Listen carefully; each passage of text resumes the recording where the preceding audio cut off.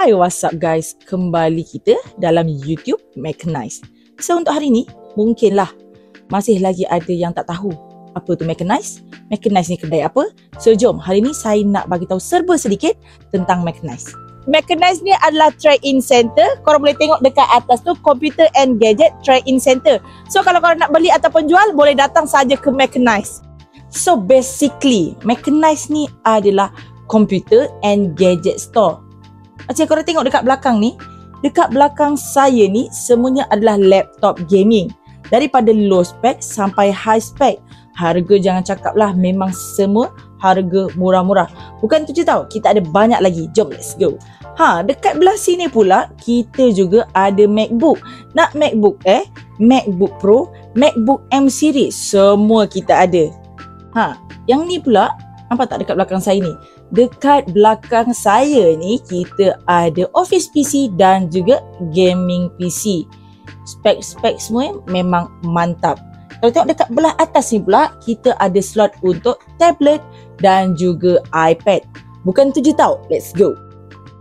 Nampak tak? Dekat belakang saya ni pula adalah laptop office ataupun laptop yang korang boleh gunakan untuk belajar, yang bajet dia bawah 1,000.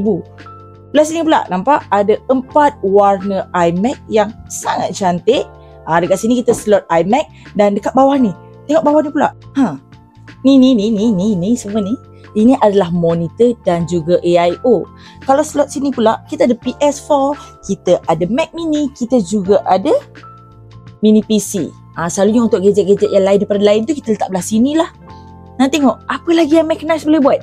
Let's go. Dekat belah sini pula ni, slot bawah ni, ini semuanya office laptop pelbagai brand tapi high spec sikit lah, dan bajet dia pun antara 1,000 hingga ke 2,000. So yang ni sesuai lah kalau nak guna untuk kerja dan juga yang belajar, mungkin course degree ataupun nak guna dalam tempoh masa yang lama. Dekat belah sini pula adalah tempat untuk technician kita cek laptop, nak repair, servis, nak upgrade RAM dan juga storage, semua dekat belah sini. Bukan tu je tau. Dekat belah sini pula adalah tempat untuk technician kita set up PC. Tak kisahlah office PC ke, gaming PC ke, nak servis, nak bersihkan, nak upgrade, semua boleh. Dekat sinilah tempat yang technician kita akan buat.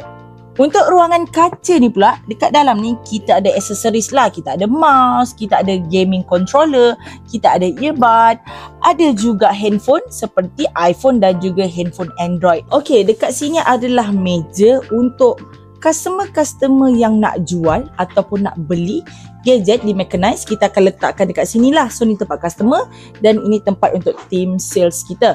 So dekat bawah tu pun adalah ruang untuk menunggu. So untuk pengetahuan korang, Mechanized memang ada satu kedai yang terletak di Selangor, iaitu di Bandar Sunway, ataupun yang lebih mudah adalah Sunway Mentari, berdekatan dengan Sunway Pyramid ataupun Sunway Lagoon. Mudah sajalah sebenarnya nak cari kedai Mechanized ni. Untuk yang duduk luar Selangor pula, jangan risau. Sebab apa? Sebab Mechanized memang ada buat penghantaran ke seluruh Malaysia. Tak kisahlah duduk dekat mana, selagi dalam Malaysia, kami akan postkan. Jangan risau, kita punya packaging, kita memang balut tebal-tebal dan akan sampai dalam keadaan yang selamat. Okay guys, jangan lupa subscribe YouTube Mechanized dan tekan button loceng untuk dapat update-update terkini daripada kami. Jangan lupa juga untuk tekan button thumbs up dan tinggalkan komen di bawah. Jumpa lagi untuk next video. Bye bye.